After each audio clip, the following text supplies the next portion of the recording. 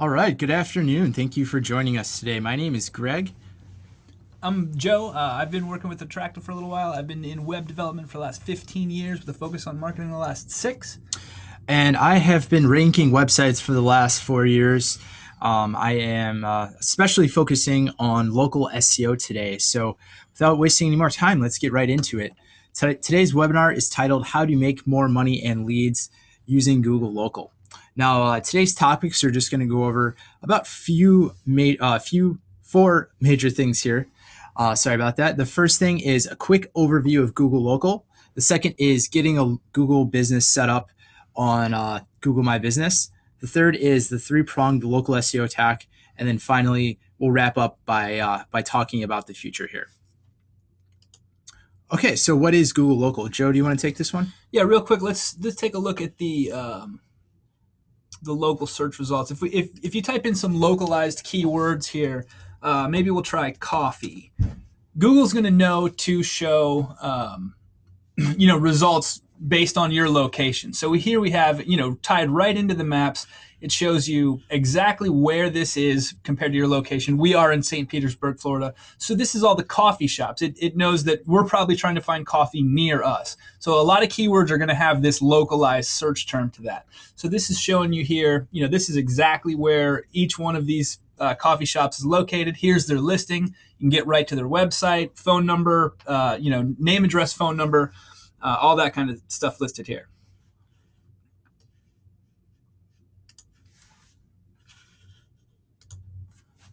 So those results are usually where people go first to begin their search to find out what's ever in their area. So whether you're typing in shoes, coffee shops, or you're just looking for a chiropractor, chances are you're going to be able to find that using Google Local.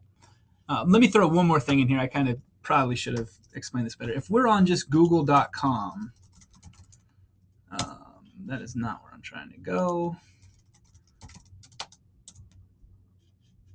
Well, it's not. If we do a Google search for coffee, let me just back out real quick and show you this.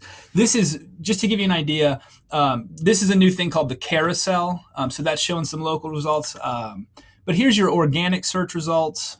Down here, these are all non-paid results. Over here on the side, these are actually paid or pay-per-click ads. These businesses have set up these campaigns and they're paying. If I were to click on this right now, Folgers Coffee would pay whatever they've bid for that click. So that's the difference. Here's some organic, here's some paid ads, here's some local ads. Just real quick to show you a different version. Without that carousel that we just showed. Here's what is generally called the Google 7-pack, because there's usually 7 listings shown. For our current location that we're set up for, there's only 3 relevant results, so we're only seeing 3 results in the 7-pack. But usually you'll see up to 7 results here. I just typed in bike shops here, so here's 3 bike shops that are relevant to us based on our location there.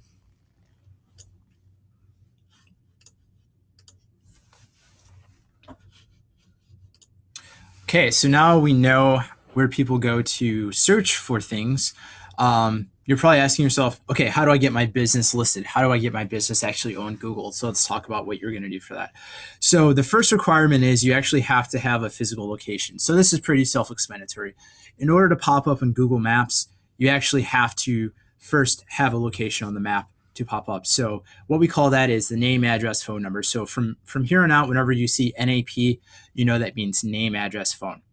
Now the next steps are to actually follow the steps that are over at Google My Business. And we'll take you there in a minute and we'll show you what you do to get your business set up. But you just basically go to google.com/business. And then the last thing that you have to do is obviously just get your website ready. So if there's any on-site SEO things, or if there's any promotions that you want to get ready, or anything that's related to just preparing your site for visitors to find it and search through it, you just want to make sure that you get your website ready to handle the increase in traffic that you're about to get. So before I get to this, let's actually take you over to the search again, and let's go to google.com/business. So this is where you're going to go to get your business set up. And it's really quite easy. So you just go here, you follow all the steps. Google makes it pretty self-explanatory in terms of of all the things that it's going to do for you here. So just read each step, and it's going to walk you through how to get your business set up.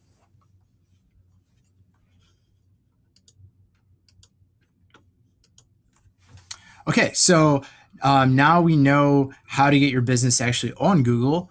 Well, what are some of the things that are that Google takes into consideration to get your site ranked?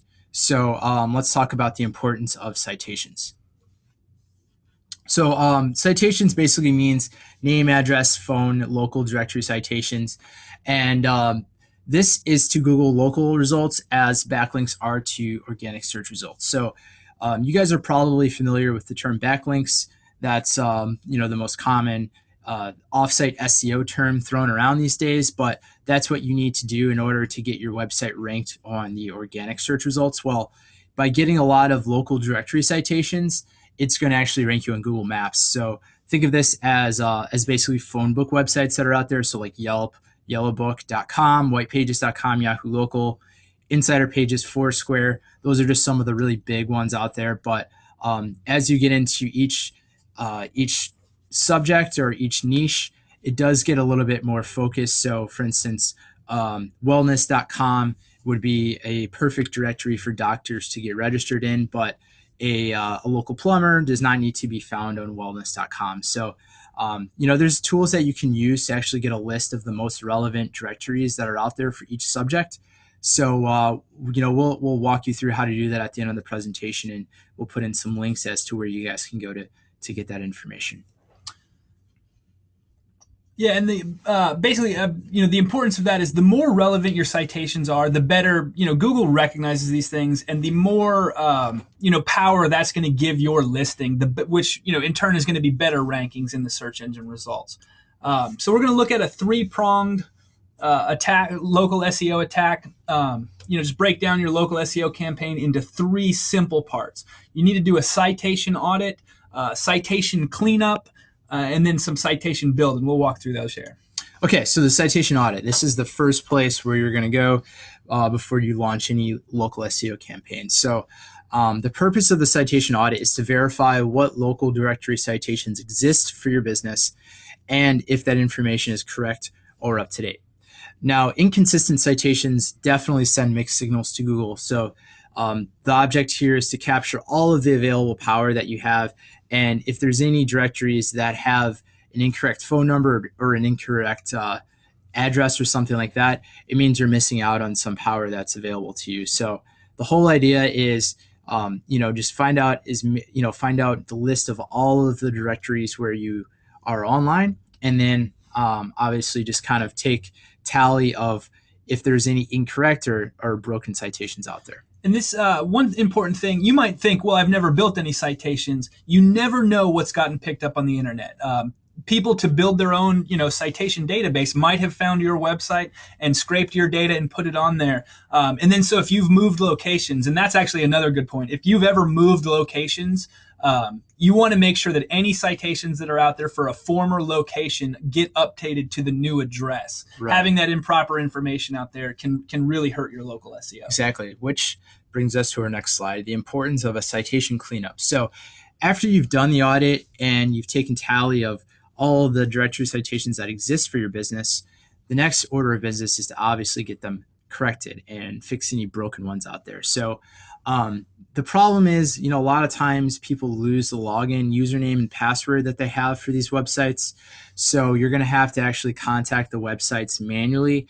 And a lot of this is just done over email. So make sure that you leave yourself some time, because this process can take, up to 4 to 6 weeks in some cases. So, the sooner you can get these websites, get the listings cleaned up on the websites, the faster you're going to see results. So just make sure that you plan for enough time here.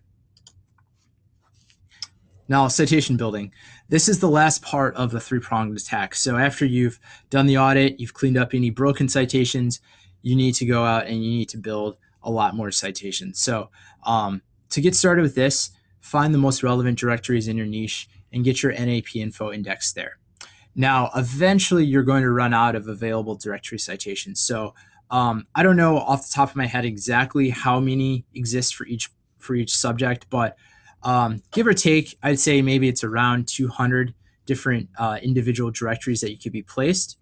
And after you've been doing this consistently for a few months, there's a good chance that you're gonna not need to be placed in any more of these directories. So, when this time comes, then congratulations. That means you're really, really well optimized locally.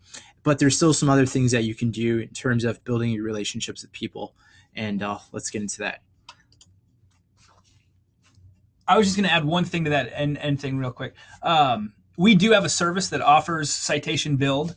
So if this is just too much for you, if you don't have the time to go out there and find all these directories, we have experts here that handle this every day. We can really simplify this process for you and get that out there. We will be posting this webinar on our site when we are finished here. A couple hours after it's done, it should be up. And we'll send you an email and let you know that it's up there. And we'll post any links to any services, any of the tools that we've mentioned here, any free resources that can help you with this process. We will post links to that. So, even if you're watching this webinar right now, come back and check it out when we post it on the website and view the links of the relevant, services and tools that you can use to help this for you. Good point. So the last thing that you should do in terms of your local SEO strategy is to build some relationships. So you've done the citation building, you've done a little SEO link building on the site as well, and you think you're pretty well optimized on Google. Well, the last step is you need to reach out to your customer base, and there's a lot of different ways that you guys can do that. Now, we did another webinar the other day on just using social media as a great marketing tool. And I recommend that if you haven't watched that webinar to go back and check it out, just because we really get into more detail on some of the best social media practices that you guys can do for your business. And this really ties into local SEO a lot, because I feel like for local businesses, it's even more important to get your relationships built with people. It's even more important to use social media and get your name out there, because people can walk in off the street and find you. So you have to reach out and connect with the community and engage with them in interesting ways. So there's a few different ways that you can do that. Obviously, you can use like the usual ones: Twitter, Facebook, Google Plus, etc. But there's Meetup.com. Meetups are a great way to organize people in your area and get them to come together for a common cause. You can host webinars like we're doing right now. You can walk around and flyer the community, but there's so many different ways that you can reach out to people and let them know that you're in town right down the street, and you sell shoes, or you sell coffee, or you make sandwiches, whatever it is, but just get your name out there. Now, another thing that you guys can do, but be very careful when you do this, is be active on Yelp. So you're going to have a Yelp account set up for you, and Yelp is the mother of all review sites. It's the most important one out there, and it's usually the first place people go when they want to read a review of something. So if someone leaves you a negative review, it's a really good idea to maybe go in there and just respond to that person. But just be careful the way that you do it. You don't want to come across as being defensive or blaming the customer or anything. Just remember the golden rule that the customer is always right no matter what. And if you're going to reach out to them on Yelp, just make sure that you do so in a positive way, and maybe offer some way to make their negative experience a positive experience the next time around. Now, the last thing I want to touch upon is just be careful asking for reviews, and be doubly careful when telling people not to leave negative reviews for you, because it will backfire 100% of the time. I don't know if any of you guys out there have heard about this. It's kind of went viral a few weeks ago, but it's a perfect example of what I mean by this. It's a hotel in New York. It's called Union Street Guest House, and it's in Hudson, New York. You can just do a Yelp search for this right after you get off this webinar. But they had a policy. Basically, they're a small bed and breakfast style hotel, and they require a credit card deposit upon signing up for a hotel room. And part of the agreement is if you leave a negative review for their business, they fine you $500 on your credit card. Well, obviously, customers didn't take very kindly to this rule, and as soon as it got out on social media and Reddit and Facebook, etc., it just totally blew up and it went viral, and everybody started leaving really nasty reviews for them. So whether they stay there or not, I think people are just kind of leaving reviews now because it's funny. But obviously, just don't tell people to only leave positive reviews, or don't even ask for reviews in general. But just make sure that you're building relationships to the best of your ability, and the positive reviews will happen on their own. Yeah, one thing, and if you watch our social media webinar that we did before that Greg mentioned, we get into this a little bit deeper, but engage your, if you know you have a happy customer, engage them and encourage them to review your site, things like that. Anytime you know you've got a good customer, maybe even incentivize them. Say, oh, if you can go on Yelp and leave me a positive review, I'll give you 10% off next time, or just something like that. Use that so it fits your particular business model. Right. But engage the user, maybe incentivize them for positive reviews, because there is a lot of power. Yelp has an incredible amount of power. It almost seems dangerous at times, but they do have that power. So try to get positive reviews and engage those customers that had a good experience to try to get those positive reviews. Great point, Joe. But just be sure that your business warrants the positive reviews. And I wouldn't make a Facebook post asking for reviews unless you're really sure that you are above and beyond the competition, and you offer something that a lot of people don't. And you go out and you look out for your customers, and people will definitely know that if it's true. But if you're a business that maybe needs some improvement, then there's some other things that you can probably do before you start asking your regular customer base for positive reviews. But that's pretty much all we had to cover today. I don't know if you have any questions, but this is the time where we're going to pause and take any questions that you guys have on local SEO and getting more business and leads through people finding your business on Google.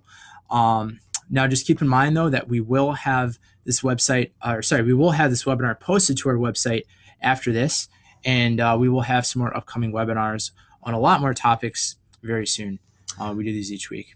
We got one question here, and it's a really good question. It's is there anything I need to do on my website as far as the code of the site to help my local reviews? Unfortunately, I don't know that I have an example I can show you real quick, but there is a thing called schema, and let me at least show you that. Schema.org. There's a thing called schema. This is the website that lists all the properties. And then Google also has a thing, if I can find it quick enough,